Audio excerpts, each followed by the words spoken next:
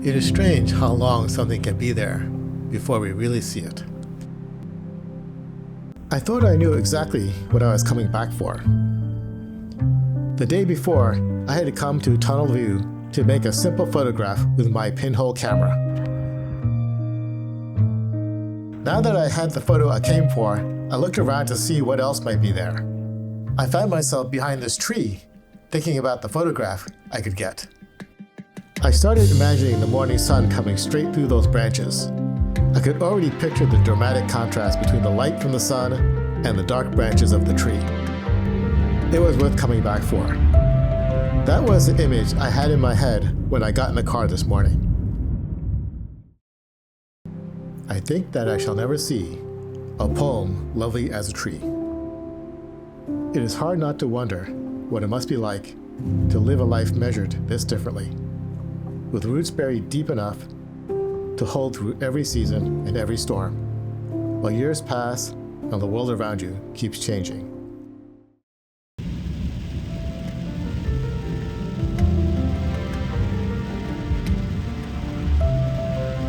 I knew there would be fog, but I did not think much of it at first.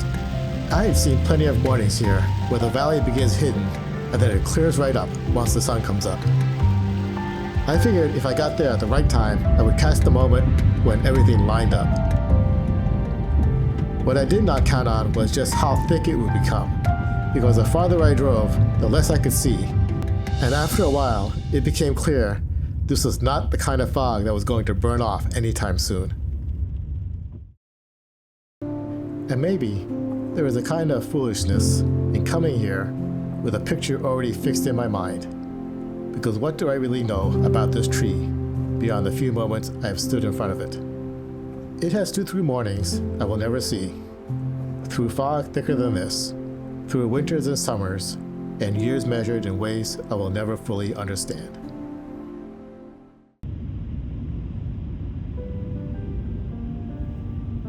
And by the time I reached Tunnel View, I was pretty sure the photograph I had imagined was gone, because the whole valley was buried and everything I had been picturing had disappeared into white.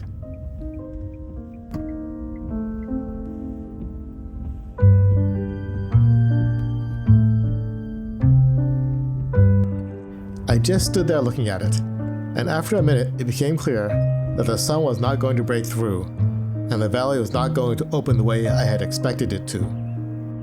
But the tree was still there, and it was still giving me something to work with.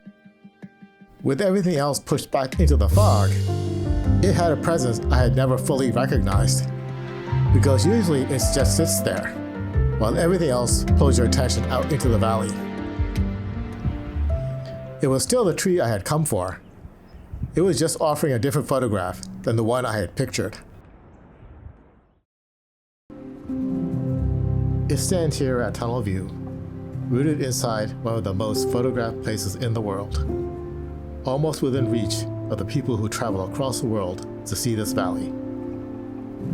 And day after day, they lift their cameras toward everything stretching out beyond it. I wonder what that must be like, to stand there year after year, in plain sight, and still go unseen. And maybe that is why mornings like this matter, because when everything else steps back, even for a little while, what has been overlooked finally gets its chance to be seen.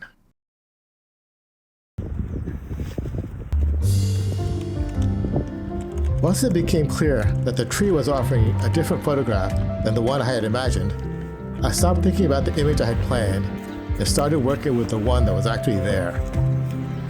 I went back to the trunk and loaded the film. Then I carried everything out, set up the tripod, mounted the camera, and took the exposure reading. When everything was ready, I pressed the shutter. And standing there through those long pinhole seconds, all I could really do was hope the photograph would come out.